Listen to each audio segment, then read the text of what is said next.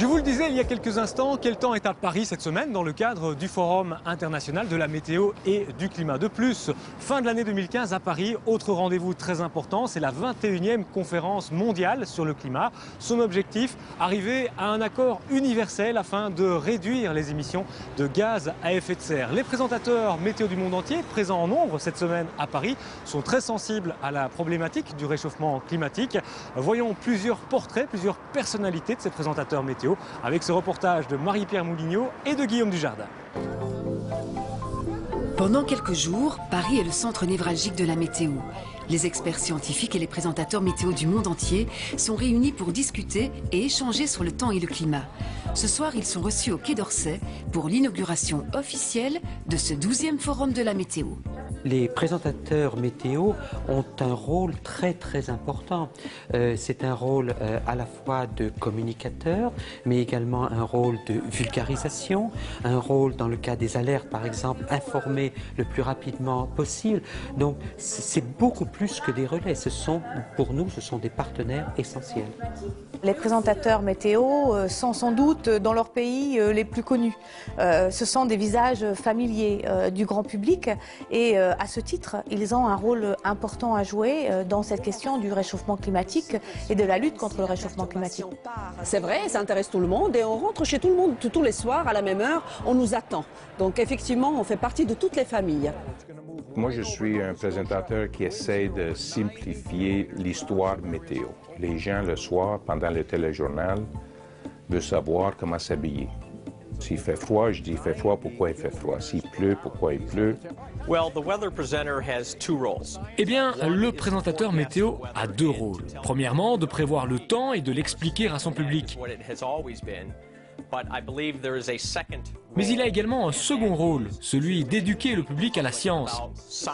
Cela peut inclure le réchauffement climatique, on peut parler de volcans, des tsunamis, des typhons, des ouragans ou encore de l'astronomie.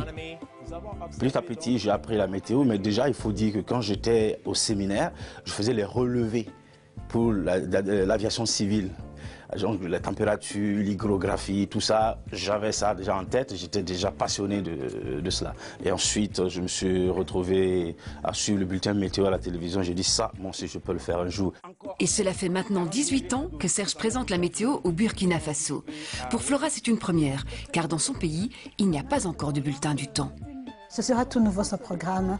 On compte peut-être le commencer avec le mois de mai ou fin avril, mais je crois que les gens, ou bien surtout les autorités, n'avaient pas encore conscience de l'importance de ce bulletin parce que les catastrophes naturelles ne se produisaient pas régulièrement. Ils sont toujours surpris par ces événements.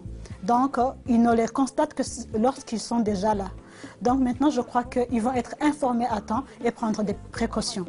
Talia, elle, est aussi débutante. Elle présente la météo pour les territoires d'outre-mer depuis seulement quelques semaines. On m'a proposé en fait de présenter la météo de France Haut et j'ai commencé par faire une formation chez Météo France. Donc, qui m'a beaucoup aidée parce que je n'étais pas une spécialiste de la météo, enfin je ne le suis pas non plus aujourd'hui, mais ça a été vraiment un bon moyen de me mettre dans le bain et d'avoir de bonnes bases. Et il ne fait pas juste beau ou il ne pleut pas, il y a beaucoup d'autres phénomènes bien plus complexes qu'il faut comprendre et qu'il faut savoir expliquer. Pour tous, le Forum Météo est un événement incontournable, l'occasion d'apprendre, de se former et aussi de revoir les collègues du monde entier. C'est très important pour nous d'abord de voir l'évolution du travail entre nous, comment chacun bosse dans sa chaîne de télévision. Et puis aussi, bien évidemment, c'est la possibilité de rencontrer des scientifiques, surtout cette année avec la COP21.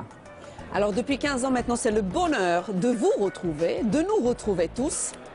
Mais au-delà de ça, bien sûr, c'est d'apprendre à chaque fois ce que l'on fait ailleurs, l'évolution, de se remettre en question également, que ce soit au niveau météorologique, au niveau de présentation également, et puis échanger bien sûr avec tout le monde sur les changements climatiques, comme on est en train de le faire.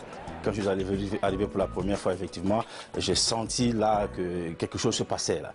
Et que désormais, il fallait prendre au sérieux ce que je faisais parce que c'était important et je me sentais un peu plus important. Je suis vraiment très heureuse d'avoir fait mon entrée dans la météo et en plus, dans la foulée, de participer déjà à ce forum. Voilà. sinistrés, le gouvernement chilien a déclaré l'état d'urgence. Merci et à demain.